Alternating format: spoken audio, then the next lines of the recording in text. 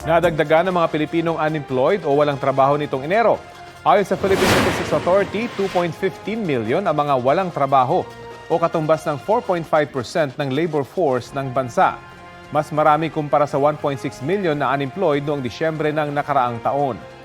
Pinakamaraming bagong trabaho nitong Enero sa sektor ng construction, transportasyon at agrikultura.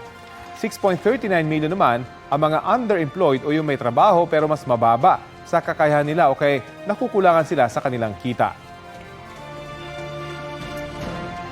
Kapuso, alamin ang maiinit na balita. Bisitahin at mag-subscribe sa GMA Integrated News sa YouTube. Sa mga kapuso abroad, samahan nyo kami sa GMA Pinoy TV at sa www.gmanews.tv.